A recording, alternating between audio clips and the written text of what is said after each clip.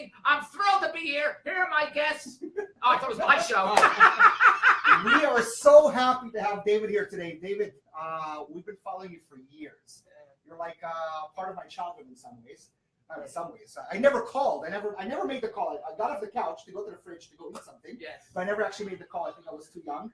But you were very entertaining. And lately I saw you on Facebook. And I said to myself, wow, I want to hear this guy's story. What is he up to?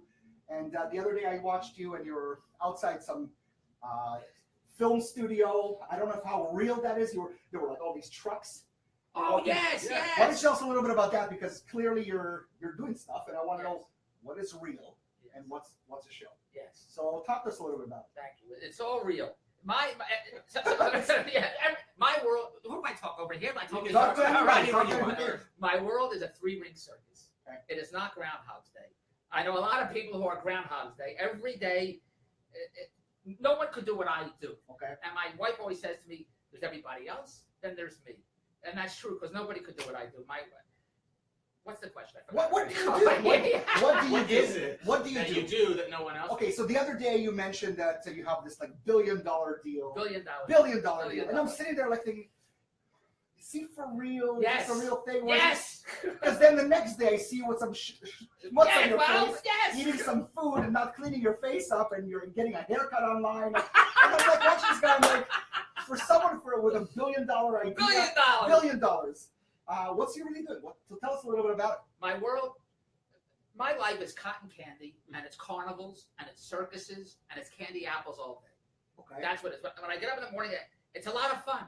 There's so much fun, at least in my head, because my whole world's in my head. Okay. So with that kind of fun, I need a lot of cash to have that kind of fun. Okay. And I'm from Philadelphia originally, and I went to Temple University. I know. And when you're in Canada, you got to say university. You can't say college. Right. But I'm from Philadelphia. We call Yale College and Stanford and Princeton College. So I walked into Catskill Mountain. That was part of a comedy team like Jerry Lewis and Dean Martin. Mm-hmm. And I performed at all the hotels there. And then I was in California. And I met my wife in the Catskills. It was like Dirty Dancing. Mm-hmm. And did you pick her up or did you put her in a corner?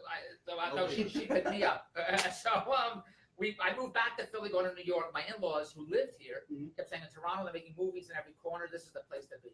Right. So I said, okay. So I came here, and I was lucky. I mean, very lucky when I got here. And I did a couple of series. I did a series called After Hours on CBC. We go to clubs and bars, time was going around town. I did a series called Dog House. It was about a talking dog. And then I wasn't getting any work.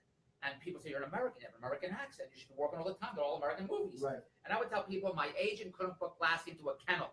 And I would tell my agent, I want to see my name up in lights. He said, call yourself Exit. So nothing was going on. And I said, I can't wait for the phone to ring. Because my personality is today, instant gratification. I got to have it right now. So I said, I'll produce my own shows and I'll star in them. Mm-hmm. But like you, as our conversation earlier today, you make movies, you get distribution. I said, well, how long does it take to get me money? Right. Because I need quick cash today because cash gives me a lot of fun. Mm-hmm. So I tried your route, going to the networks and pitch meetings and getting Labatt's as a sponsor. I'll pull the hair out of my head because I need it today. And I can't wait for it. Mm-hmm. So I said, the quickest, easiest way is to buy the airtime. I'll produce a show and buy the airtime. And I wanted to do a single show called The Meat Market, MEET. And because I was going to clubs and bars and I had independent producers like you do now, I learned from them how to shoot and edit and get it on the air right away. Right. Because I was a host of this show. With Alex Amini, she was on a series with Mr. T. It was the two of us. Mm-hmm. And I had a producer. The first producer hired me, and then they had to have a girl to see who I could work with. Then that producer left. Then they had other producers. That producer left. Then we had a third producer, a female producer, that hated my humor, hated my comedy. And she'd write my scripts, no jokes, no funny lines, don't make any funny faces. I said, why'd you hire me? Right. But she did hire me.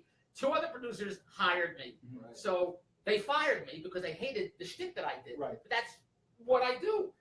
And the newspaper always writing about me. They said, what happened to Bronstein? He was pumpernickel, now he's white bread. So they noticed how they were trying to tone me down. So I used that experience to produce my own shows, but I didn't have the money. I didn't know how to do this. And I was in bed with my wife watching Arsenio Hall. And after Arsenio Hall came a show called The Nia People's Party Machine. There was a bunch of hot girls dancing. And I said to my wife, I said, those girls are so hot. There should be a phone number to talk to those girls. So I said, that's what I'm going to do. I'm going to put hot girls on with a phone number to talk to those girls. But were people actually calling to talk to those girls? I mean, it's just like the weirdest thing ever. But I didn't have the money to have 900 lines. it's easy for me to say, I'm a technically inept person. Okay. That's my Achilles heel.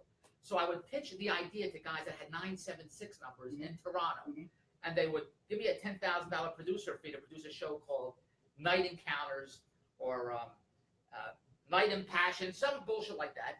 And then they'd get it on the air, because they were buying newspaper ads, 976, nothing was on television, what I wanted to do. And when I would produce this show, and they'd buy the airtime with me, saying, go to the phone, whatever shtick that I did, they'd screw me out of every deal. Because they would collect the money, because the real money is not the 10 grand producer fee. The real money is the guys calling the 976 number. So I go from independent guy, until a friend of mine said, stop making money for everybody else. We'll form our own company. And he mortgaged his house for $40,000.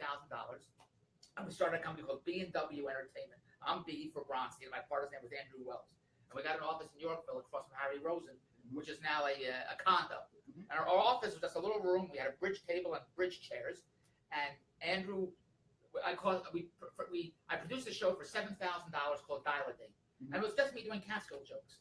And what I did in the Catskills. And the girls were my straight men. And the hook was to call and chat with these girls. And I took $20,000 and put it on television. It was bought the airtime. But the $20,000 in April of 1995 got us a check for $106,000 in 30 days.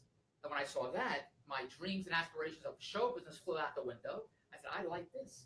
And I remember walking with a check to the bank, I've never seen this kind of money before in my life. It was crazy. And then we kept parlaying it. And then we were spending $250,000 a month, $250,000 a month on airtime. A month. And we were generating checks from Bell Canada for $800,000 a month, $600,000 a month. We were running 150 times a week. That's why you know who I am, because I was on a 1, 132, 233, 330. But we only had to stay 900 line. And we just kept buying. And we couldn't track where the calls were coming from or any stations were making us money. But that's the upside.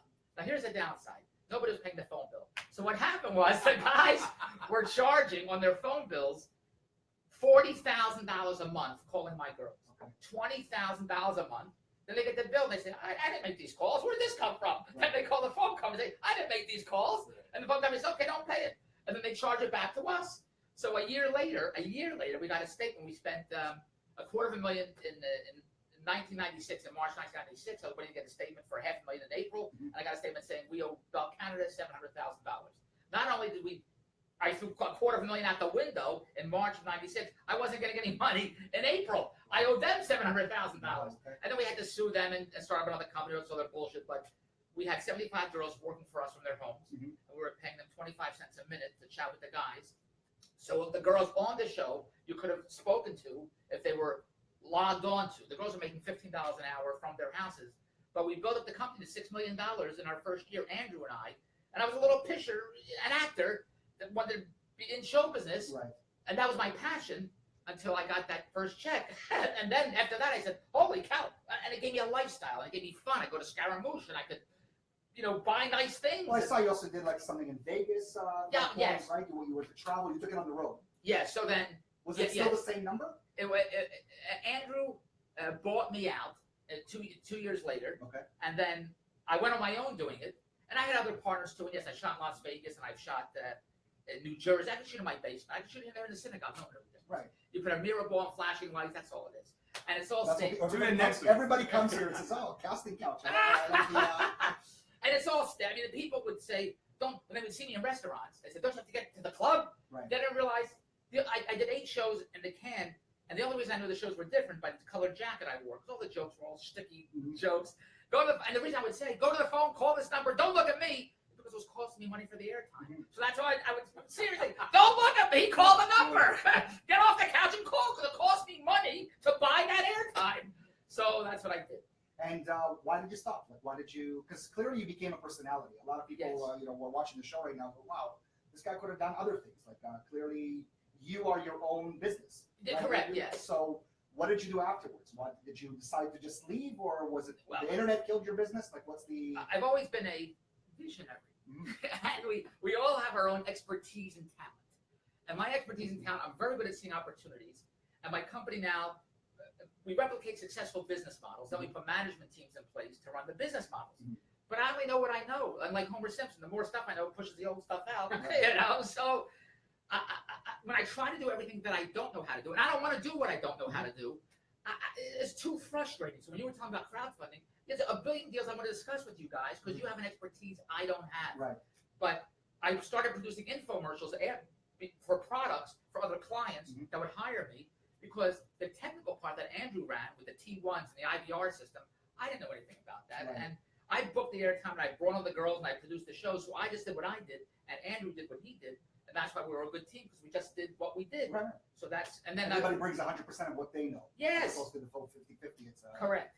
Yes. So now I see you again. You decided to come out of the shell. What shell? Well, I see you again. I told you, I see you doing like this Facebook Live. Yes. Walking down the street, not having any control of the phone, but it's fun. Today you're talking about just today. Okay, I wanted to make sure that I could watch a little bit, even though I worked all day long. Yes. And you were talking about Shell, like you're talking about. Oh, the gas because the station. lady went to the bathroom. I talked about why would a lady go to the bathroom at Yes. a gas station? Because she really needed to go. Maybe she needed was a tampon she needed to change. Who knows? Who knows? We don't know what the I don't story know is. the story is.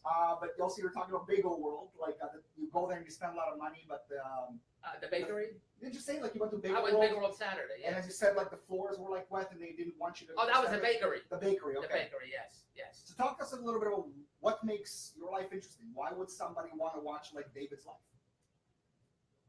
There you go. I put you on the spot for that one. My world is like Larry David on Curb Your Enthusiasm.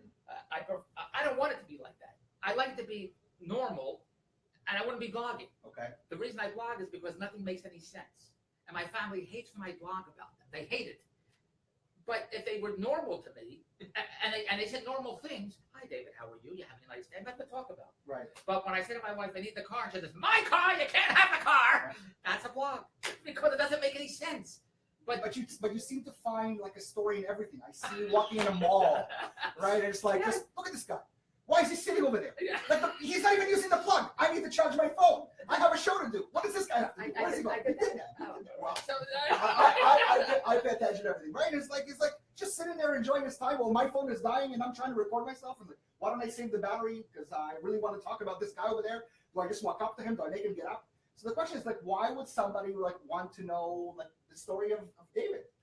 the blog, my thoughts are my blogs. Mm-hmm. So when I'm sitting there, and maybe I'm like everybody else other than me, you haven't been near Nordstrom's in Yorkdale, and you're looking for the plug, and you say, there's one place where that plug is, and that's where that guy is sitting. Yeah. And you say, isn't that funny? I mean, wherever, and he's sitting right over the plug, and there's lots of other chairs, but he happens to be sitting there. And maybe you would think, okay, so I'll go find somewhere else. But I think that's funny. I don't know why I think that way. So then I go on camera to say my thoughts because I find it funny. That's how I deal with bullshit, I'll say. Where somebody else would get upset, and believe me, the crap that I have to put up with daily with the kooks, the nuts, the income hoops, that anyone else would be upset about, I deal with it psychologically, emotionally by turning it into humor, so I don't jump off a bridge, right? Because the clock's ticking, as I tell my family, and you got to have fun. At least in my world, it's all about fun. Like I said, cotton candy and candy apples. So nothing else means anything but having much fun. Has that ever backfired on you? Where you sometimes in this day and age, people are so sensitive to their observations and things, and did you ever find that your observation has put you in a unwanted territory? Does it look like he cares? Yeah, he cares, but That's the reality. Are you kidding me? He's with his wife in bed, looking at women dancing and saying, "I want to get into this industry." I don't think that somebody on the streets is going to bother it. Is going to bother Dave. When you say, what did you say? I mean, listen, I empathize in a way with you in the sense of seeing when you see these random things, it doesn't make sense, and sometimes you just gotta laugh about it. Yes. Because there's no other reaction to it. Yes. But sometimes when you laugh out loud, somebody picks up on it and kind of says, "Well, hey, what are you laughing?" So I'm just curious, has that ever sort of, the Borscht Belt shtick, has that ever sort of backfired on in a way? Well, Larry David, like when he confronts somebody, right? Like Right. he gets into a situation that he's always falling into. Yes. Does that ever happen to you, where somebody kind of sees you making fun of them and they're like Oh, calling you out on it? well, as I tell my wife and everyone else, I only talk about situations that relate to me. So I know a lot of stuff on a lot of people that is nutty and crazy. It doesn't make any sense to me. But I won't talk about them. And I still won't mention their names because that has nothing to do with me. It's just their personal business. But if it relates to me in some way, then I will talk about it. Is that the answer? Yeah. Why not like do a show, like rather than just like this line? By the way, I love it. Again, I tune in, I watch your stuff because you're my comic relief for the day. I'm like, oh, he's doing worse than me. So, no. Tell me right. No, Yes. I make sure that I clean the schmutz off my face. I couldn't believe it. We're schmutz for free. 5 minutes. You sat there with like, I don't know, some tahini sauce on your face. When was this? This was like 3 days ago. Was it a bagel? I don't know. Maybe it was cream cheese. But Cream like, cheese. Okay, maybe it was, but literally, If you can identify it, you go Yeah. on viewers, and by the way, thank you for tuning in. You can watch it. you were talking Let us to know the what it camera is. with like cream cheese in your face. I was just like, I can't believe it. Like this guy is just doing whatever he wants to do. It's yes. It's your life. It's emotionally. That's why I do it. I like it. It's And it's raw. liberating, Yeah. right? I mean, it's envious that freedom to just do it. Because it doesn't make any sense, and it's the only way I can get out of my. But the crazy part is when I do it, and it's all off the cuff, whatever I do. Mhm. It's just me getting my thoughts out of my head, and then I forget about it. But I have many fans that not only recognize me daily from television, Right. but from my blogs, that they tell me what I say on my blog. Right. And I said, did I say that? Because I don't know. I think we just literally went through one of those. Yes, and I said, did I say that? Yes, Right? yes. Because I just say at the moment, I forget about it. But clearly, like you have an interesting life.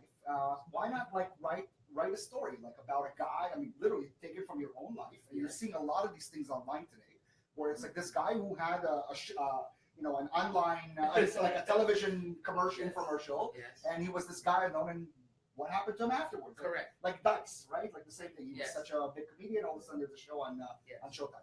Why not have like something that's a little bit better produced? Because clearly you have something to say. Have you thought about it? Have you thought about it? Yeah, well, that's the whole point of. Because I saw you wrote content. You said you're putting content out there, right? I read somewhere that you said I'm doing this because I want to have more. more content. Yeah. So when I see opportunities, and everyone's a dollar sign to me to make money, and again, making money, it's making money so I can live a lifestyle like these kids are living. Where I live, there's in a nice area.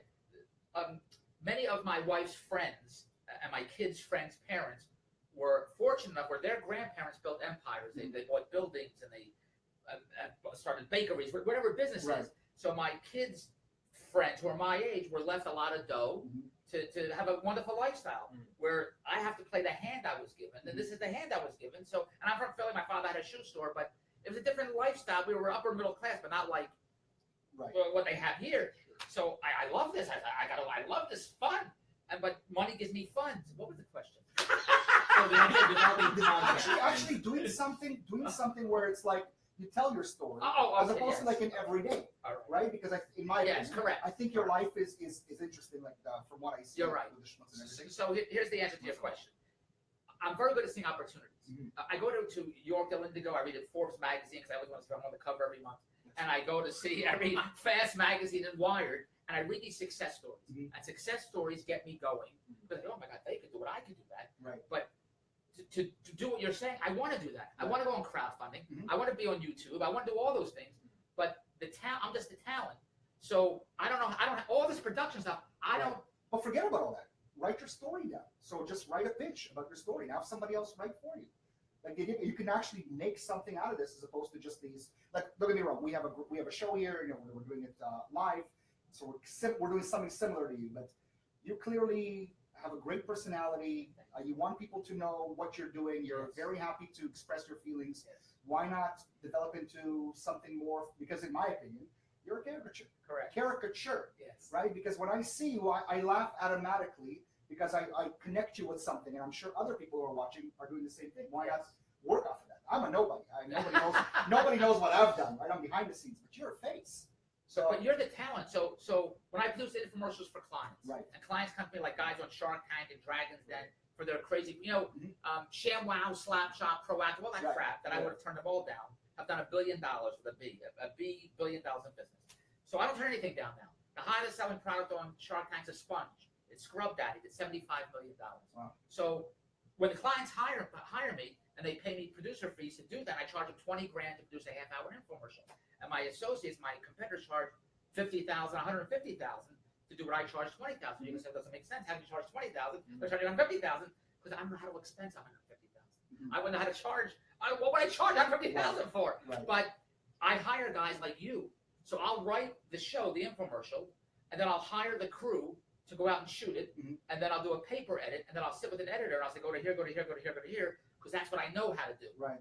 But what you know how to do to produce the David Bronstein show, to actually go to the bakery with a crew and have it scripted and do all that stuff, I need a production crew to do that. Okay, so there you go. You now have an audience out there. Maybe somebody, I want to jump on this. This is something I'd like to get into. Yeah. Talk to me a little bit about other ideas. So you're like, okay, you know what? Let's get back into. The other day, we're walking down the street, and there were all these trucks. The movie trucks. The movie trucks. And Yes. you were talking about. My agent is not allowing me to talk about this, right? So, talk to us a little bit about it. Like, what are you really up to? Because in reality, a lot of people think that some of the stuff you say is not real. Yes. Because you're again a character that's having fun. Yes. What is real and what is BS? Yes. But here's an opportunity to sort of talk about what you're up to, and maybe there are people out there who want to get involved in your businesses because they want to make money too. Yeah. So let's go. So here's the deal. For God's sakes, all I do is there's the camera. Yeah. All I do is replicate successful business models. Everything I do is real, and it's all to have fun. Just have a lot of fun, because that's what my whole world is. So if it makes cash and fast cash today, that's what I do. So I used to be passionate about show business and about comedy and all that acting crap. Right. But I cannot wait for the phone to ring. So I need cash today, which is why I buy the airtime. So when I see YouTube stars making a fortune, there are many people like Right. you guys could be huge podcasters like Key and Peele, is that what their name is? Jordan Peele. Just got an Oscar. Right. And because you have this whole setup, which I do not have. That's why I shoot on my phone, because I don't know how to do this. So you come on our couch anytime. We'll have It's you very there. kind. And then I meet hot girls. And hot girls have 10 billion fans. And these social media influencers, like Michelle Phan, Bethany Mota, Jenna Marbles, Nicole Arbor, they're nobodies. You may not know who they are. Yeah. They're worth $100 million. Right. Those people, they have a following. for Yes. sure. Yeah, of course. And you only have to get popular, Right. and then you become a star. Right. You don't need talent anymore. So I tell these girls who are my Facebook friends, Instagram friends, and they have 100 billion friends, they're giving it away for free. They're taking selfies with their faces and whatever, they're bending over, whatever the hell they're doing, Right. because they want likes. That's all they care about is likes. And there's so many digital revenue models you can connect to their social media to sell cups, mugs, t-shirts, ads, a company called Proteon for fundraising. They can make a fortune. They don't know how to do that. Mhm. So I say, do what everybody else does. I'll show you how to do it. But I need digital guys to set them up. Mhm. So I have the talent, and I have the opportunities. I have the products to put them on TV. Mhm. Everything we do online, I can put on television because I know how to do that. Right. But I need digital marketers, eBay sellers, Amazon, Etsy, Shopify, to take my TV products and put them on their stores so I can put them on television. Mhm. But I'm in the today business. So when you were talking about making movies, after how long does it take to see money down the line, my business is today. So I have all these products. We post them online today. I'm in the next business. Next. Mhm. It's all numbers. It's the 20-80 rule. For every 100 deals I put online, 20 make money. For every 100 digital marketers I do business with, 20 make money. It's all science. It's all numbers. And it's today quick cash business. So I need digital marketers, eBay sellers. You hear me pitch it all the time. So get off the phone. Yes. Get off the couch. Or get off the couch. Get off the couch. That's right. And this setup you have here, we could be a huge infomercial company. I'll tell you one little story. Okay. A client gets in touch with me with a product called Traction Strap.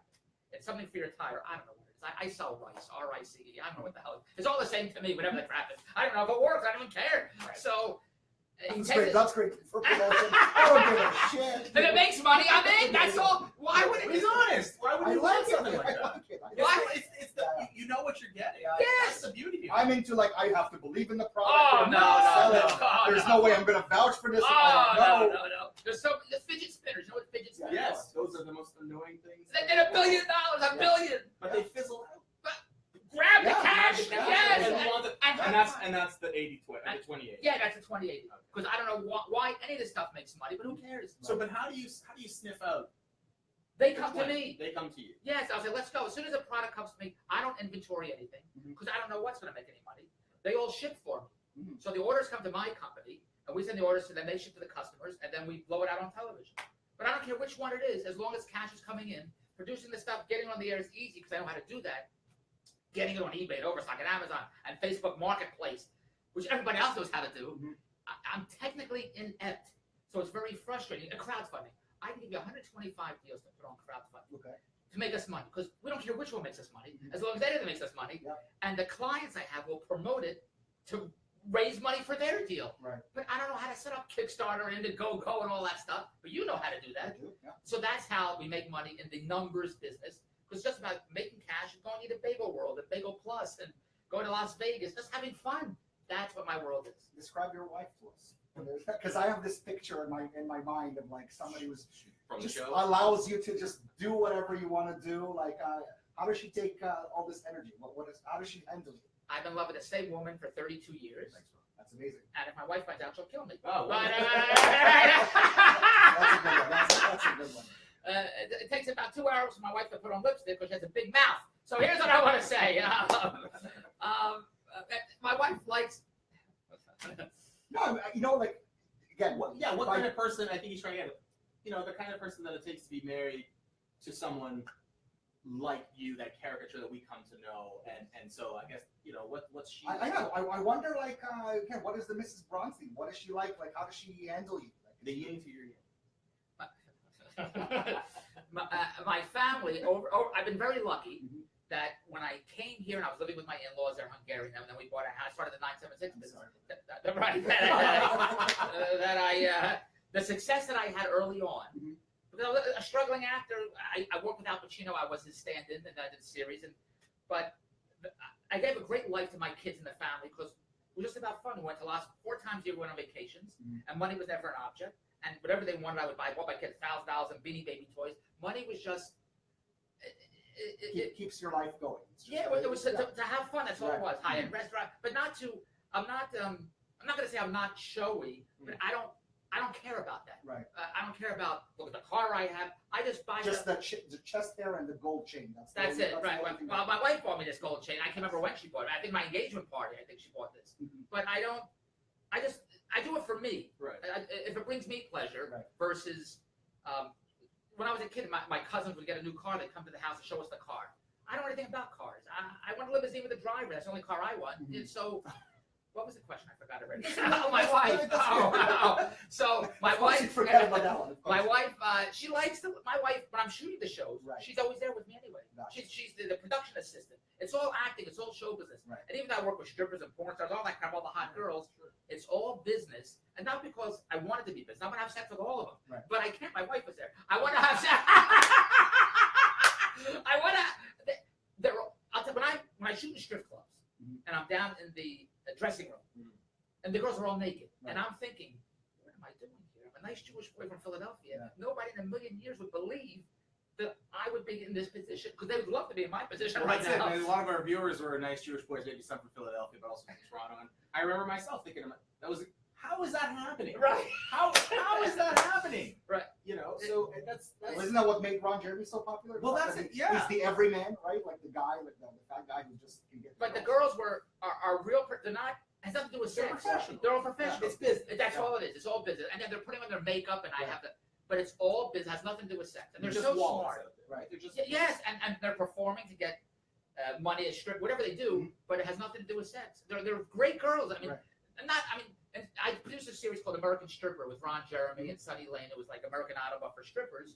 And we'd shoot in Las Vegas, and I was shooting in a club in Las Vegas at 4 o'clock in the morning, and I couldn't keep my head up, and I have to go to sleep. And I had a crew there, and I said, you have to take over and shoot the girls stripping, whatever they say, hi, I'm Susan, whatever it was, for another dating thing I was doing. And when I left the club at 4 o'clock, because I couldn't keep my head up, there was a line of people waiting to get in at 4 o'clock in the morning with limousines pulling up like 1 o'clock in the afternoon in Las Vegas. I can't do it. I need to go to sleep. Right. So I want to ask, how have you changed in the last 30 years of doing this? Because you've been doing this for about 30 years, am I correct? Well, I only did it out of a need. Right. Because my personality, I can't wait for the phone. I don't go to restaurants and wait in line. I go after what I want, but that's just my personality, and I can't wait for it. So I did it because I couldn't wait to be hired as an actor. And my kid's an actor now. He has an agent, and he's waiting for the auditions, all that stuff. It's not my personality. I need Can you to get a job at a kennel? a kennel. Yeah, a kennel. Can you get a Oh, job? you're so funny. I don't know. Right. Does he have the same agent? No. No. Who the hell knows? I don't know. But No, you're a performer, so your personality is the same. I don't know, this is exactly how I remember you, right? You walked in, you were a little bit more timid, but now, of course, you're right, because the camera's the on. minute the camera went, am I right? The minute the camera went on, you're on. I flash back to my bedroom and o'clock in the I morning. don't want to ask what you did in the No. Hey, we're keeping it nice. Well, yeah, when I open the refrigerator, the light hits me. I do 10 minutes. So, yes. So talk to us a little bit about the industry itself. Meaning, has it really changed for you, or you just because right now when you were talking, you already understood Instagram and Facebook. You're in a different world.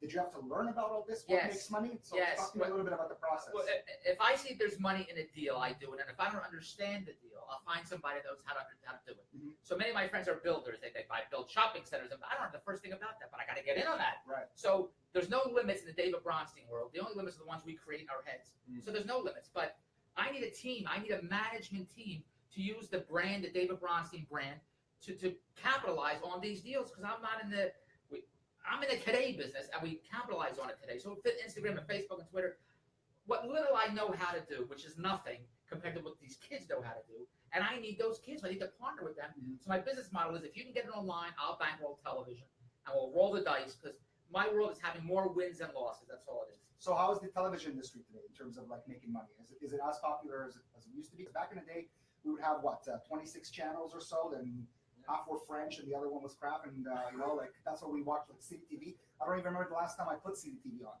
So how do you like make money utilizing television today?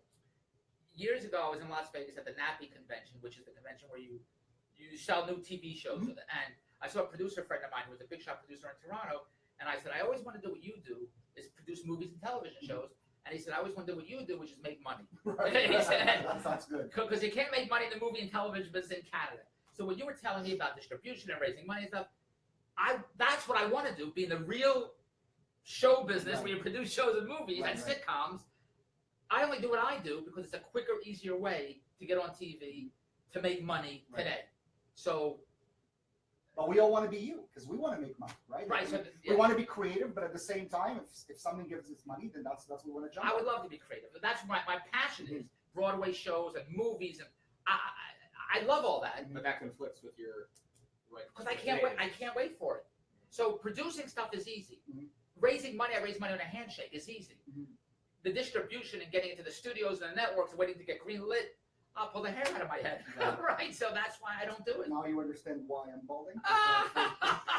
For that specific reason. I have notes. But I want to talk about, and I keep bringing it back because I haven't got a clear answer. So talk to me about all those movie trucks. Talk to me about this $1 billion idea. I was very curious because I'm saying to myself, I want in on this. I want to know what he's up to, and I'm willing to. It was 2 days ago to make a movie. 2 days ago, yeah. So, and you said, I'm in it, and it's $1 billion, and I want to talk about it, but I can't really talk about it. So, talk about it. Here's your opportunity. I said I can't talk about it. You said you can't, but then you said you won't talk about it. So talk to us. Okay, give us. I'm starring in a feature film. Mm-hmm. I'm shooting this week actually. Okay. It's called The Last Porno Show. Okay. And an independent producer got in touch with me, director. He's a big shot. Oh, you're so funny. He's a film producer from the film festival, Toronto Film Festival. Mm-hmm. And like you, he's a big fan of mine, and he watched a series called Doghouse. Mm-hmm. And I played a character named Lauren Blickman. That was a sleazy real estate agent that you could still see on YouTube, whatever it is. Mm-hmm. So he wrote in a character because he wanted me to be in this movie about an aging porno theater that they want to knock down. And I'm the sleazy real estate agent that wants to sell the theater or something like that. I haven't read the script yet. So, but I'm sure you're filming it. Yes, you belong in this industry, that's for sure. That's exactly what happens. But that's what I'm doing. Yeah, it's called The Last Porno, and I'll take pictures and videos of what I'm. But are you involved in the production itself, or just like the acting? Like the acting. So, yes. But you clearly can offer more than just the acting, right? Because you have a business sense. Have you ever offered some of your ideas to? Oh yeah. Look, I want to do. I'll tell you now. I don't want to do a reality show on Bagel World, on Kivas, on House of Lords. That's the easy part. To produce a reality show series with this crew that you have here, to go and shoot it and edit it and upload it online. There's 10 billion ways to make money before you have to get it picked up by the networks by selling to Hulu and Netflix, all that stuff, which is your expertise in getting distribution. But I can't wait for that. So when you upload it on YouTube and you connect all these links to affiliate links and ads, your fans, your followers will make you a fortune. You know, it's called FU and the Pussy. You know about this?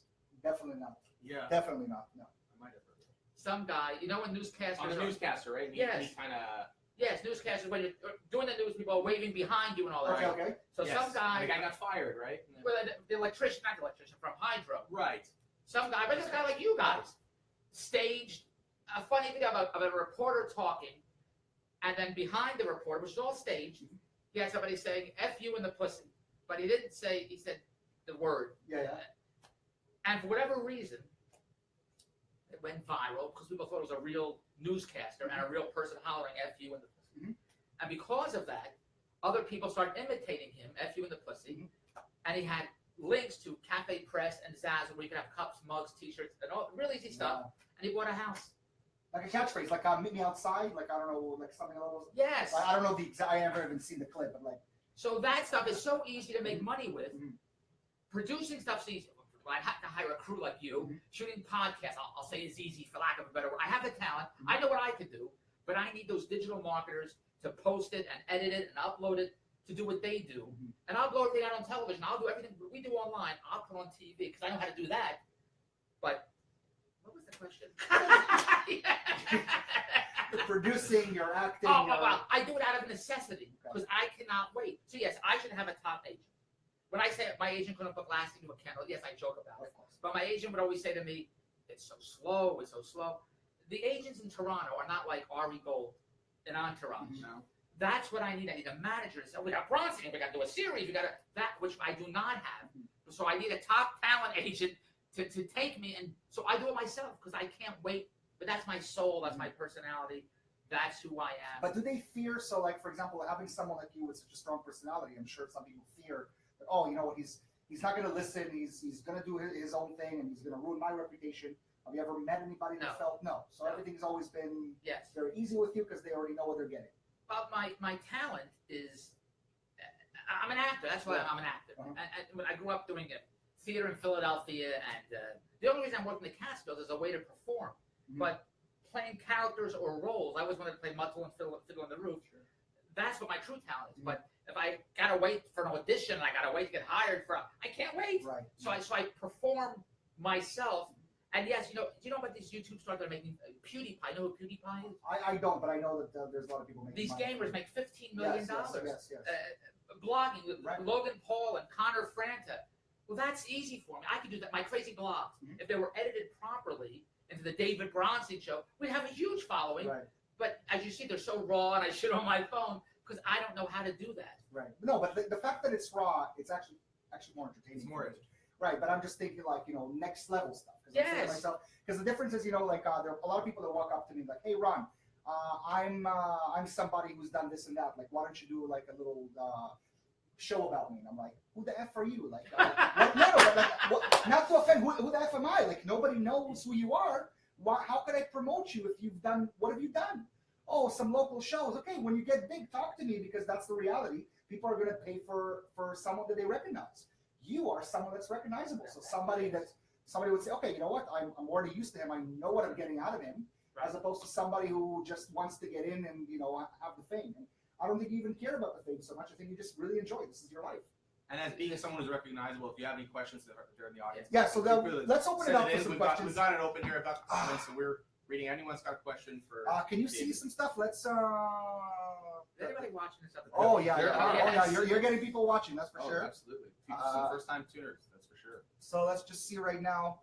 Can you see some of the questions that are there? Well, there was a question there's an offer on the table. I'm not going to lie, it's biased. It comes from a family member. My brother-in-law asking maybe you could buy some airtime and put these two charmers on the air and let the shekels start rolling. Oh, look at this. Are we shekel worthy? Yes. With all this Jewish stuff that we did for you. There literally would be shekels if it was, Another thing, everything you do is very Jewy. Does that work for you or against you? Or you don't even notice. Like literally, I see you walking in. There's a menorah behind you. You're by a synagogue. You're going to like some bagel place. You're talking about Lexi cream cheese. Everything with you. No, this is my life. When you see me blogging about the nuttiness in my world, it's my life. That's what it is. And I do it only because it's so crazy. I share it with everyone because it's too nutty. It doesn't make any sense. And that's why I do it. Can you read? Actually, you have it on your phone, right? Could you, that's your rather than. Well, no, that was one of the questions that are on there. We've got what a lot else? of people tuning in. So my buddy Matt Kieselstein's a big fan. So find out if he said something because I know for sure he'd be tuning in. Well, we have Matthew David saying that he can die happy now. Oh, there you go. That's there it. it is. That's it. him. That's the man. Shout out to Matt. So, Matt, it's very kind of you. Thank you very much. Tell my family. Yeah. what else do we have there? What other questions? Someone's typing that there's nothing coming through just yet. So if you got a question, by all means, send it in. Anything else you wanna Yes. promote? You wanna talk about? I want to please? make my billions with my friends here. Is it Eli? Ellie. Ellie. That's fine, Even got the white people. That's okay. I took a We're show just with. mad. We're good. Hey, that's close enough though. It's pretty good. That's pretty good. I'm And impressed. because he called me ShaRon. I'm like thinking, why am I confusing him? Ron, call it Guys, ShaRon. Ron, yeah. Here's the deal, my dear friends. We have to make our billions together. Now, why do I say that? Billionaires have the same 24 hours a day that we have. So why are they billionaires? Because they want it. Because, you never see Lamborghini commercials on television. Why do you see Lamborghini commercials, Ferrari commercials on television? Because the people that can afford Lamborghinis aren't watching television. They're hustling, they're go-getters because they want to live a lifestyle. And the lifestyle is a lot of fun. God, it's a lot of fun. And I've had that lifestyle. And being an entrepreneur, we have the ups and downs. The roller coaster ride that goes up and down. But the up is so great that when you go down, you want to go back up there again. It's just so much fun. So my dear friends here who are tremendously talented, you guys have an expertise I do not have. Okay. So I would like to put our talents together to build the empire, to make quick cash. And you all my friends out there, I have 125 deals I can share with you. And I've dumbed it down for anybody that can make any money. Because if I can do it, anybody can do it. Do you have contact information that you want to put out there? Yes, please. Yes, email me. My phone number is I81U812. My phone number is Dave's, Daves, like David, Dave's TV World, TV like television, Dave's TV World @bell.net. But I'm on Facebook, I'm on LinkedIn, davidbronstein.com. I'm very accessible all over the place. So now I want to know goals. So give me like your real aspiration, real goals. Clearly you said acting, running businesses. What if I told you right now I can make you into a star and I could do whatever it is that you want? What is your main goal? What do you want to accomplish in this world? Make me a star, like you Make you a just star. said. That's it. Show business, yes, because that's my true love. It's always been my true love is to be a performer, movies, television, Broadway. I love it. Broadway brings me such a euphoric feeling when I watch clips on YouTube of Broadway, of the music, man, not the movie, but the actual stage shows, or the Tonys. When I see a segment of Robert Morris from How to Succeed in Business or Fiddler on the Roof, I've seen many shows on Broadway, and it gives me a huge high. And I don't smoke, I don't do drugs, and none of that stuff. So I wouldn't know what it's like to be on heroin or anything like that. But maybe that's as close as it is for me when I sit on a Broadway show, and it's magic to me that it's just so fantastic. That's the highest I can get. So you're telling me, so if you did something on Broadway, that would be like The greatest in the world. greatest in the world. It's just a Hamilton sequel. Hamilton. I don't know what the hell's wrong with that. I'm original, normal Broadway, Normal. like Hello Dolly, Oh, and Fiddler on the Roof. Yes, not whatever the hell it's on Broadway. Not the crazy Broadway. David, Yes. is there anything else out there? Somebody wanted to ask any questions? We're getting a lot of likes, but there's no question. So let's make our billions together. Please message me if you can put products on eBay, Overstock, Amazon. If you can't figure it out, everybody knows somebody on eBay, Amazon, Overstock, Shopify, Alibaba. Let's get my products online. Let's find the next $1 billion TV deal so I can put it on television and we can have a great life because that's what it's all about. When the party's over, does anything really matter when the party's over? Nothing. You have such an energy. It's just incredible. I wonder though what's going to happen. I'm going to turn it off and all of a sudden, like the frog, just all of a sudden he's like all Well, yes. out Put in you the, back in the yeah, there you go. Yes, Like, that's all right. right, thank you guys. That was wonderful. You're right. You're right. I do have a question for you, but when you talked about earlier about the YouTube personalities and Yeah. it's been popping in my head. The Kardashians, really Fantastic. But how do we explain that? I mean, They allowed themselves to be exploited. Like they made The a lot of mothers, money. the managers, they're fantastic promoters. But anybody can be a star on YouTube. You create a channel, you do Right. blogs like you're doing. Michelle Phan tried to get a job at Sephora, and they wouldn't hire her. So she went on YouTube. She says how you put on your lipstick, how you put on your makeup. Right. Now she's worth $100 million with her own branded clothing line, Michelle Phan, and makeup line. What's the secret though? Like what's Popularity. Just get popular. That's all there is. Then you get all the offers. Right. That's anybody get popular. And I have lots of girls. I'm doing business with 4 Venezuelan girls now. Mhm. Very hot, sexy girls. One wants to be a gamer, fitness, but they have to go online. And they all want to eat. Right? They all want to, yes. But they don't know how to set themselves up online. Right. So I have to give them my digital marketers who will set themselves up and they'll promote themselves so there are millions of fans. Mhm. And that's how easy it is. But for us as business partners, we don't care if it's those 4 Venezuelan girls or 10 other girls that I bring on. We Or just want two guys from the Prickly. anybody. We just want somebody to be a hit. So it's all numbers for us. We don't sit, we don't wait, we go next. So do you find that then, from the talent perspective, if you would, like those Venezuelans or the other partners that you have, they're putting their eggs, if you will, into your basket, and they're really hoping. So how do you manage that relationship without making them feel like they're probably going to be, you know what I mean? Like The 80-20? Yeah, like because a lot of them are going to fall into that. I tell them, you don't need David Bronski. Just do what everybody else does. Because that's all I do. I do what everybody else does. So when I tell them you could be the next digital star, they have to do something. They have to produce the content. They have to upload it. I'm just sharing with them the digital business models to make them money today. So you provide them with a template, and then you let them run with it. Yes, because I don't know how to do it, but everyone else is doing it. So if they do what they do, and then I'll put you on TV. If you do it, so you do offer that. You offer putting on TV. Like someone like myself want to be on television. Yes. I have to go through you to be able to. Yes. So talk a little bit about the partnership. Like how does it work in terms of partners? What is it? You bring that to the table, and then what? Yes. 50%. 50%. That's correct. Okay. Yes. You do what you do, and I do what I do. And that's how we build the empire. I'm in the today business. So when I offer you an opportunity today, I'm hoping, nobody tells me they hate my guts. Nobody's like, I hate your guts, leave me alone. They'll say, oh, that's great, let's go. I'm ready to go. And they all do shit. Because I don't manage anybody. I was doing business with a huge digital marketing company.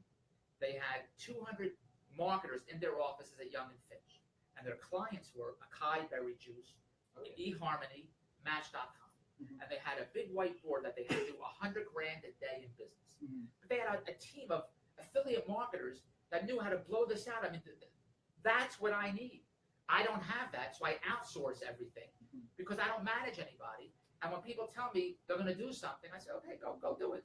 And they don't do anything. And I don't follow up with anybody because I don't have the patience of dealing with human beings. I don't have the patience for human beings. Right. So I need entrepreneurs that are as cash hungry and motivated and driven as I am to want to success. So the point of the show, the Prickly Pair, is really like prickly on the outside, sweet on the inside. So clearly you want to have people making money and you care, but it's really about you making money. What is it that you're doing out there to help others? Is there anything that you're doing helping your community? Like this is charity work in some ways, right? We're not paying you anything. You decided to come on the show. Yes, clearly you're promoting something and you're putting more content. But I'm sure a lot of people are coming up to you and I don't want to use the word using you, but are working with you and you're providing some sort of service. So where do you feel that you're coming in terms of giving people some of your talents or something positive? Okay. I got so much guess I could talk to Pittsburgh. I know a guy that's a big player. I love it. That's great. It's fantastic. I love it. I know a guy that's a big player in multi-level marketing. Okay. I know nothing about multi-level marketing. I don't care what whatever they're selling. You know what multi-level marketing is? Yes, of course. We're in it. Right. Whatever they sell, I don't know what it is. I don't even care. Right. But he said to me, he signed up 140 people. 140 people paid $1,500 for this multi-level marketing deal. Wow. Okay. And only 20 did something. But the 20 made him a millionaire. Right. He has more high-end cars than a dealership, a Mercedes, a Lamborghini, a 7,000 square foot house. He's living a lifestyle. He was telling me he was making over $200,000 a month. Now it's only down to $150,000 a month. Poor guy. When I see that, I said, look at this. I got to get in on the action here. Right. But I'm not. Whatever his multi-level marketing deal is, the cookies, the diet crap, the drinks, whatever, I don't care what the hell that crap is. The business model is he signed up 140 people and 20 did something. Right. So I said, that's the business, to sign up as many people who are going to do something. So to answer your question, how am I helping people? As I say in my blogs, I know a lot of people that are millionaires and billionaires, and I know a lot of people that are broke. And nobody has to be broke. And nobody has to struggle, and nobody has to wonder how they're going to pay their bills, because there's so much money to be made. So how I help people is I'm telling them, and I'm telling you, nobody has to live hand to mouth and live like that. There's so many wonderful things out there to take advantage of.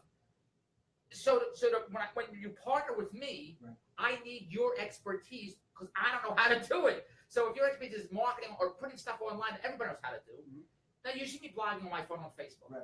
There's so many people on Facebook Marketplace, they're selling crap. I don't know how to post the pictures on there and it's like a marketplace, but I have the products. Right. So I'm telling and helping people. I have many friends in Philadelphia and in Toronto. They just don't take advantage of the opportunities that I present. And it's not like they say to me, Dave, I'd love to do your deal, but I'm so busy doing my deals. They're not doing anything. They're watching Gomer Pyle at 2 o'clock in the afternoon and All in the Family at 3 o'clock. I don't know what the hell they're doing, but they just don't take advantage. And I don't understand this mindset.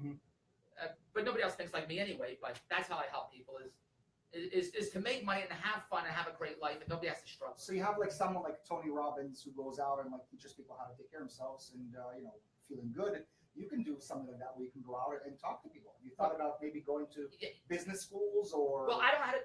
Yes, I'm very into motivational. I watch motivational videos and I read motivational pitches. Jeff Bezos said that our life are our choices, and that's true. And I believe in all that stuff. And we create no limits. And if you think it can, you can.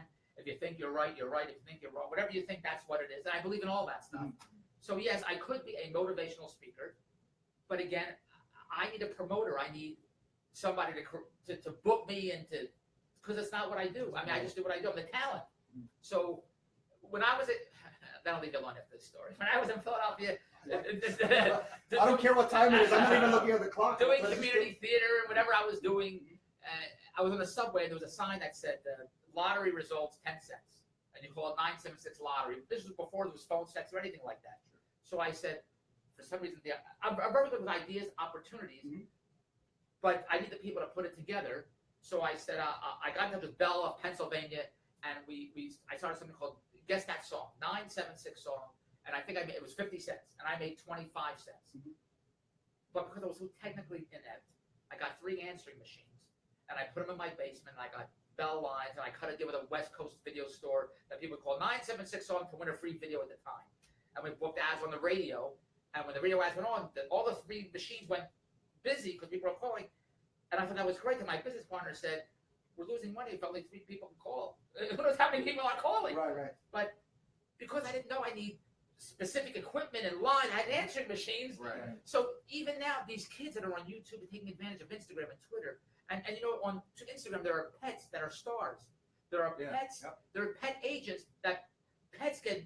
The frowning cat? How much money did that Yes. make? Like it was just like Grumpy cat. Grumpy cat. That's Yeah, correct. that's it. Yeah. I don't know how to. I hate that. The opportunity's there, but I don't know how to do that. So regarding, say that again, that people love that. I hate cats. I don't know. I only know what I know. So I need to partner with people, and I partner with all the time, entrepreneurs who are excited to do business with me, and they all do shit. And that's the way it is. And it's very frustrating. It is so frustrating because I need action like today. And if they just say, "Dave, we hate your guts, leave us alone," they don't say this. Okay, let's go. And then nothing. So if right now, again, you have an opportunity to bring back those commercials, because you said you're producing stuff, but I haven't seen anything online. Where can we find your acting stuff? Because I'd like if you go to davidbronstein.com, you can see my old shows, whatever's on there. Right. And it's also on YouTube. Many of my fans upload my dog house that I did after hours. My crazy dating shows are on YouTube, and my fans do. But yes, the David Bronstein. I should get the next YouTube star. Have you heard of the Fat Jew? The Fat Jew. Yes, it's actually, of course. He's signed by William Morris because they know how to shoot and edit and upload, which I don't know how to do. I have to hire editors to produce my infomercials that I do. But why not train yourself and or you're just not interested? Like that's let them do it and I'll do it. Yes, because to sit there no, you're I mean, it's a lot of editing. A lot of when I was a kid. I used to make movies as a kid. I had a Super 8 sound movie camera, and I'd write scripts. So my passion was making movies. And I had premieres outside of my house with 50 kids with a red carpet, and That's Entertainment, and we gave out awards. Because that was in Philadelphia, which I have all on film. But then, because I was 16, I was in high school. I loved filming. I had a camera guy, and that was fun. Right. But now when you have to do it to make a living, for sure. I just do what I do, which is, who knows what the hell. My family says, "What do you do?" But here's the thing, you make money. Well, that's what you do. That's what I do. So forget about everything else. I know, because a lot of us out there in the industry, like literally, my parents said the same thing. What do you really do, right? Like I do all these things, but calculates, bottom line, is how much money you're bringing. But you are, that's why I look up to you in some ways, because I say to myself, wow, this guy's serious. He's clearly bringing the dough. He's somebody that understands the business, and it's something that a lot of people, in my opinion, can learn from. Because I want the lifestyle, right? Not to be showy or anything, because it's fun. Right. So I want to go to Scaramouche, and I want everything I want whenever I want it, and money gives me that. And my associates, my business partners, are living that lifestyle, and I want that. But I have to play the hand I was given because it's not given to me. I have to hustle for it. So it's frustrating, but I want it so bad that it's that many of my friends watch Netflix. It's, oh, see this show. I said, oh, it's time to watch television. At 9 o'clock at night, I'll watch for an hour and then I go to bed because I want it so bad. You know, Lori Greiner said entrepreneurs will work 80 hours a week, so we don't have to work 40 hours a week. So you know what that means, right? So that's what, and I got to do what I got to do so I can do what I want to do. So I do everything I don't want to do because I hate it, but I do it so I can do what I want to do to give me the freedom. It's all about freedom to come and go and do anything I want anytime I want. There's something that I picked up. I don't know, Ellie, if you picked up the same thing. Is your energy is just incredible. Yeah. The fact that you're, in my opinion, after 30 years, you think that you kind of calm down. You're like, look, I have to accept. I'm 50-something years old.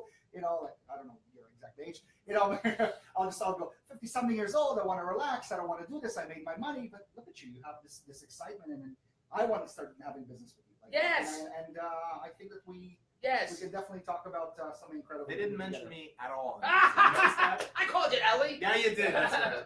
I said Eli, right? That's okay. Eli will do business with you too. You would have called me ShaRon if I wouldn't have corrected him before he came. Do you feel like that you know that today business model? I need it today. I gotta happen in the today business. Do you feel like that's difficult for others to keep up with? My friend, I went to Las Vegas in 1990, and we were taking the Mirage. We went to the Stardust, my wife and I. We saw Circus. Mm-hmm. And my wife said, who would stay here at Circus? Because our mindset was, well, if we don't do it, who else would do it? Right. People do whatever we do. Right. But nobody does. Nobody thinks like what we do. Right. So, what was the question? No, just the idea of being able. Do you feel like others have a difficulty to keep up? Correct. Yes. Nobody. I think everybody thinks like me. It's a terrible way to think because they don't think like me. They don't see the opportunities that I have. And somebody said, when you're a visionary, expect not to be understood. Mm-hmm. So everyone has their own mindset of whatever they think things should be. And when I tell them stuff I want to do, of course they think I'm crazy or nuts, all that crap. You know, I always get a lot of times, well, sure, there's YouTube stars, but you know how many people are not YouTube stars? Thousands of people. And I said, well, then they're not doing the way they should be doing it. Then they'd be YouTube stars. You know, in my world, if you see somebody successful doing something, just do what they do because they already figured it out. Right. And if you're not successful doing it, then you're doing it wrong. Do it right, and then you'll be successful. So that's how I look at it. So yes, I'm very frustrated by people that don't jump in the bandwagon as fast as I do, and especially when they have an expertise. And I hear many times, "How much are you going to pay me? How much are you going to pay me?" Right. And I tell them, you know, all the billions of people that are on eBay making a fortune. eBay doesn't pay anybody. Facebook doesn't pay anybody. Instagram, and people are making a fortune. You have to take the initiative to go and do what they do. Absolutely. But I don't know how to do that, so I try to find people that know how to do that. The last thing I want to ask is, right now we have somebody. Well, there's just you got a fan in Jim saying that congrats on having David on the show, just amazing. And can we get Stallone next? Well, that'd be awesome. Yes. Well, that's how it starts. Bronstein and Stallone. That's the Stallone. What's his brother's name? He died. He did. He died. Yeah, he died. Yeah. I didn't know that. Sylvester Stallone's brother. Sylvester Stallone. I'm almost positive. Almost 100% died. That's horrible. Yeah. His son died too. I mean. Whose son? Sylvester Stallone's son. The kid. The kid that played with him in the movie. The kid in the Rocky movie. That played his son. Yeah. He died. I don't know. I'm sorry. I didn't realize. What is this? I'm sure. I don't know. We were going on a roll. I apologize. Next week, show me a measurement of steals. I shouldn't give you wrong. Back to Jewy. It's an active audience, though, right? They're not going to. What I wanted to ask is, in today's world, like you're noticing that a lot of people are very narcissistic, right? And they're, back in the day, people were narcissistic, but they didn't have an avenue to be able to talk like to the camera. Do you believe that's is it hurting us, or is it something that we can benefit from this narcissism? Because in my opinion, you're on TV, you're as you said, you're an actor. Like you're just doing your thing. You want to perform.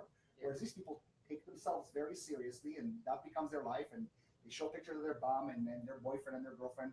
Whereas you did none of that. Your wife was sitting in while you were with all these women, your wife was sitting in the same room. Correct. And it was just a show. Correct. So how do you not take yourself seriously and still make money, or do you have to be involved in whatever it is that you're pitching? The reason I'm asking, I know. So right now, like I don't have Instagram. and it's on purpose. Even I don't use Instagram because I don't care for people taking pictures of their food, my food. and themselves. Like I'm a Facebook guy because I like to read articles and watch little videos. So I'm saying, like, are we benefiting from the fact that there's all these people who are sharing their lives, and is it going to bite them in the bum in the future because they're using themselves, as opposed to David, who was actually a character and not being, he wasn't, yes, he's a live person, he's having fun, but he understood this is a business for him. This wasn't his life. I've never seen his kids. I've never seen his wife. But these people are actually showing their lives, and would it bite them in the bum like in the future, and they're just making money now. Do you sort of understand my question? Yes. So show business was my life. That's all I wanted as a performer, as an actor. So I did what I had to do to perform because to become a star. Right. You're saying everyone else doesn't want to become a star. They're doing it for the likes and for the. Well, no, I think people do want to become a star, but I think they have to advertise their entire life existence. Right. Literally. Like, there's a question here. Simona's asking, doesn't reality TV make the whole game different from when you started out? I think that piggybacks onto your question. Right. The idea of, like, it's a pet peeve of mine when people do post everything, what the breakfast, the lunch, the dinner, the here's kids, me going, the family. Yeah, here's my so and so doing this. Here's my little one in their routine, or here's me getting the mail. Like, you know what I mean? Everything documented to think that something will happen. Whereas you had that, and I mean, you sort of blazed that trail in a lot of ways. But was it a conscious? But he didn't do himself. No, what it's I'm a saying character. is you're an actor who's just performing, and we think we know David Bronstein because we saw you perform. But really, again, you have a wife, you have 2 kids, and in my opinion, I'm like, oh, he's like a Ron Jeremy, running around having sex with all these girls because he's making money. But what I'm saying is, you have all these people out there right now who are actually documenting their lives and making money out of it. Correct. Yes. And whereas you're not really doing that. Correct, because I don't know how to do. Well, let me put it another way. Yes, the digital models to make money, I know of.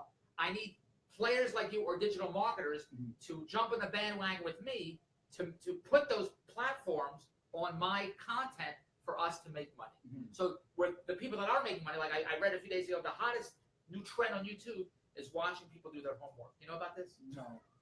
There's some girl that has 170,000 subscribers that kids tune in to watch her do her homework. What does she look like? For all you teachers out there. And she's a kid in high school. Okay. There's, but I should have. Yes, of course. Who cares what you look like? Do you know what about opening boxes?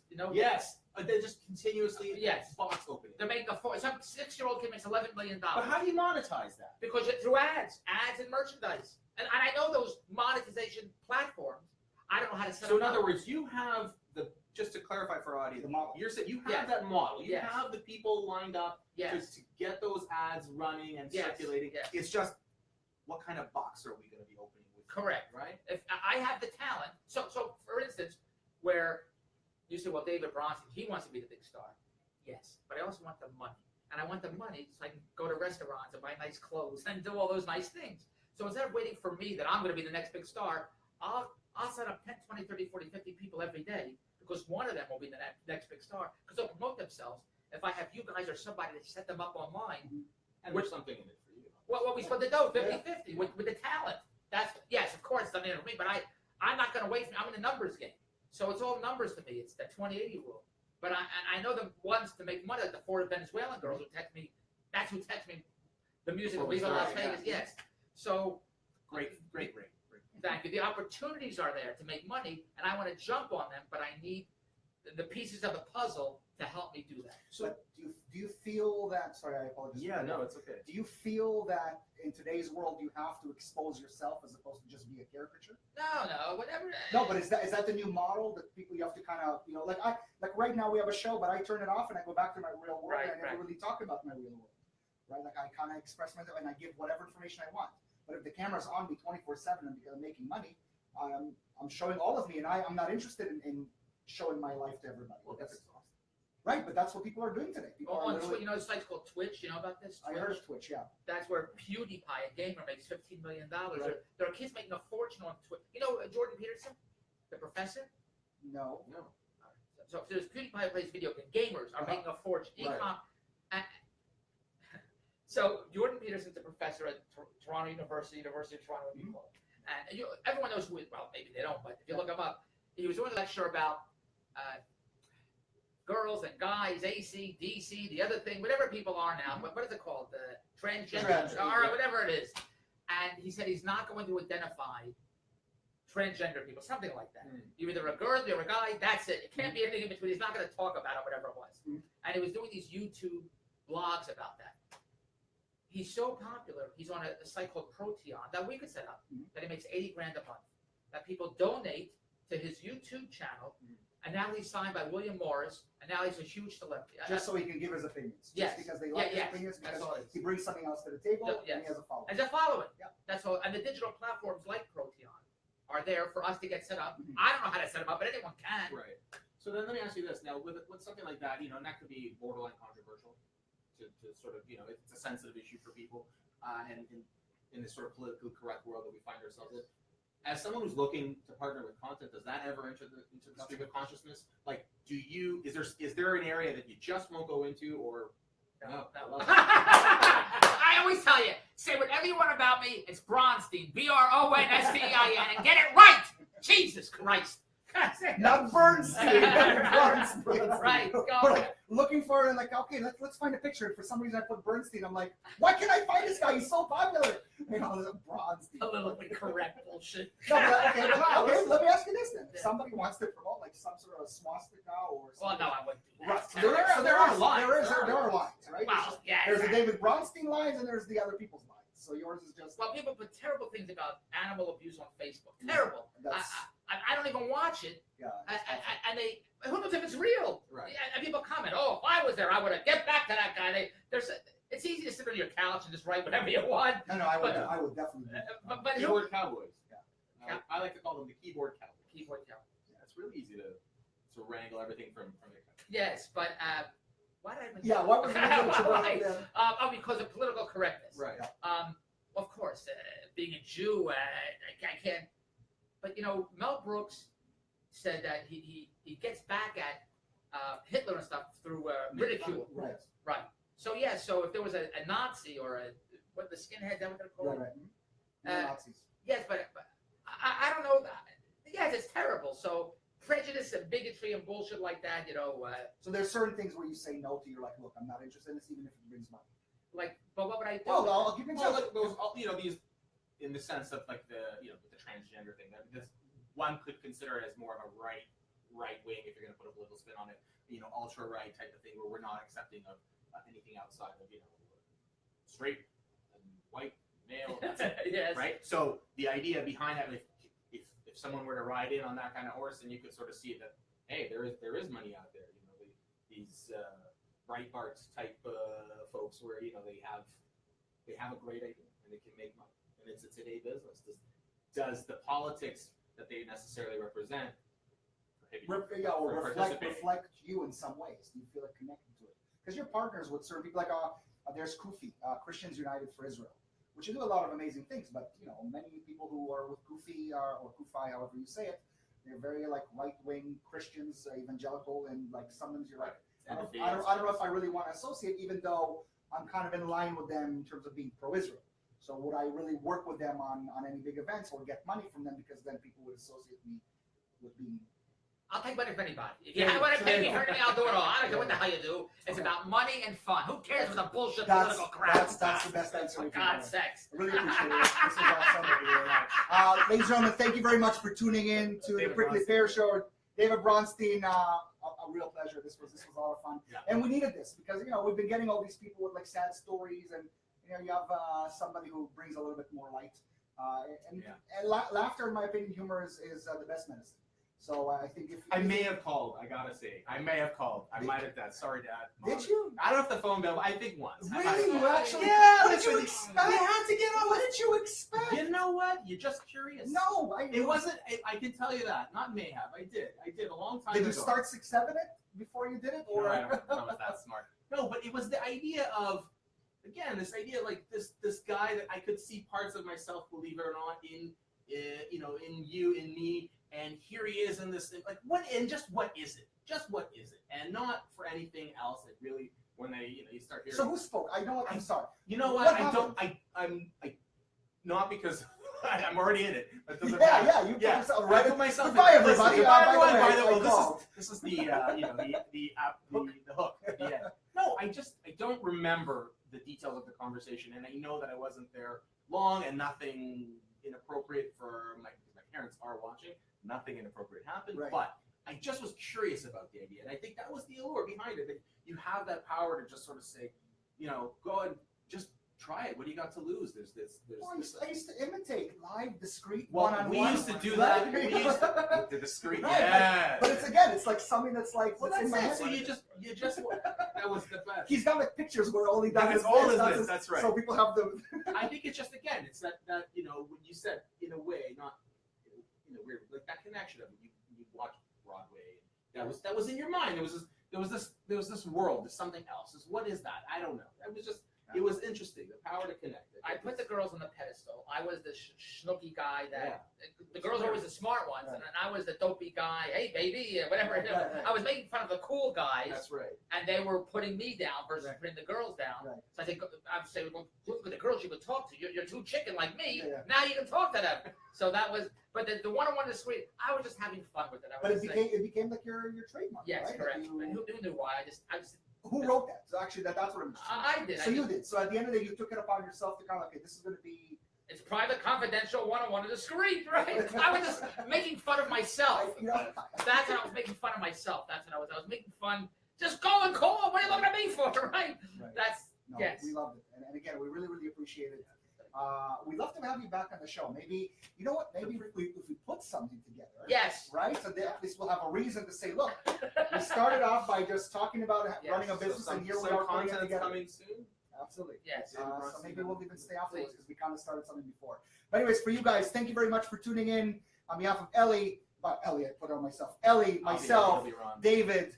Guys, if you have anything you want to say, please email us at thepricklypairshow@gmail.com or on our page at the Prickly Pear Show. Pairs and PAIR. That's two people. And we hopefully will see you next week. We have an amazing guest next week. She runs an organization where she helps people have a better mental health in schools. I'm sure like Corinne and I. Corinne is actually going to be in the show. Yeah, so it's very, very interesting person, very interesting guest. And again, we always want to make sure that people are doing something positive in the world as opposed to the negatives that we keep hearing on the news on a regular basis. So tune in next week, every Sunday at 9, and have yourself a wonderful, wonderful week. And DaveTVWorld@bell.net. Would you email me? I'm on Facebook, Twitter, LinkedIn. Get my products online. Let's make our billions together, please. Really. You can't say pick up the phone and call anymore. Right now, it has to be No, something right. else. You gotta- Pick up your iPhone and write. You're right. Email me. Text me. Who the hell knows? There you Yeah, go. yes. All right, thank you, Dave. Thank you very much. Really Thank appreciate you. it. Oh, I can go now? The real person comes out. Do this. The real person comes out. Oh, you funny. Oh, you funny.